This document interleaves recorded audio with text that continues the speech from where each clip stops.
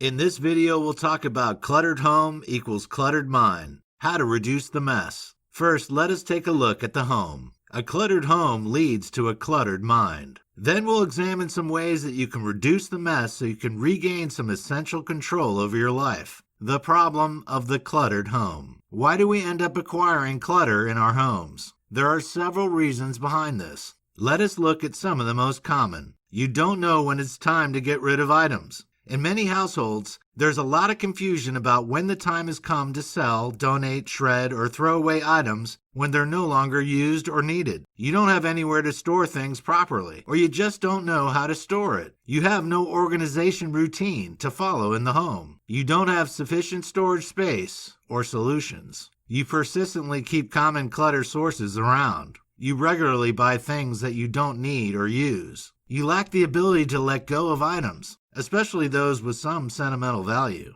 Many of us can relate to at least one of the above statements. The key is to identify which are applicable to you so that you can then work on ways of addressing them. How does a cluttered home lead to a cluttered mind? Clutter in the home ends up having a negative impact on your mind, your body, and your overall health. There is a direct link between high levels of stress and excess clutter in the home, and this has been proven in several studies over the past few years. Why is this the case? The home is supposed to be an oasis of calm, a peaceful refuge, and a comfortable space where you can unwind and chill out. How can you do that if there's disorganization and mess everywhere? Clutter in the home impacts negatively on your ability to concentrate and focus. There are distractions everywhere, and this causes your mental faculties to become worn down. Frustration is then the inevitable result, which causes stress to build up. When you can't focus properly, your ability to problem solve and be creative is also inhibited. Tests have shown that people who have increased clutter at home also have higher cortisol levels in their bodies.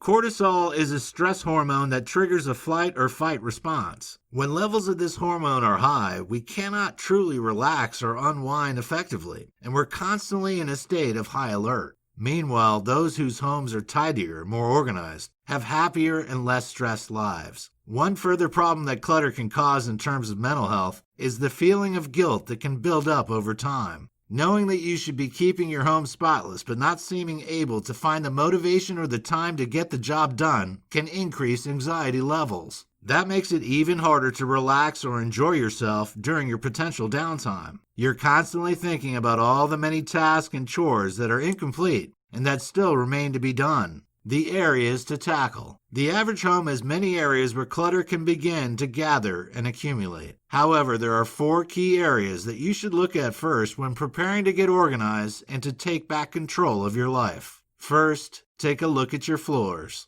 Do you have piles of items in the corner of the room? Are there furnishings that you simply don't need to take up space in your home? Take another look at your home's footprint. Decide how you can use the space more effectively so you can move more easily between rooms and enjoy maximum openness throughout. Secondly, take a look at your drawers. Are they full of junk? Have they been emptied and sorted recently? Are there items in there that should really have gone in the trash years ago? Even if there's no junk in there, have they been tidied and organized? Thirdly, take a look at your closets. Do you really wear all those clothes? Are all those shoes really necessary? Is there a better way to store those sweaters? Could you find new storage solutions to maximize the available space in your closet? Fourthly, take a look at your shelves. While these may be the last area that you consider organizing, it can be the place in your home where most clutter appears. How often have you put a book, a toy, or a pen on a shelf and thought you could move it soon, but then never got around to it? Do you regularly tidy up the books, CDs, or DVDs in your units? It's time to give them a once-over, to get rid of any items that don't belong on a shelf.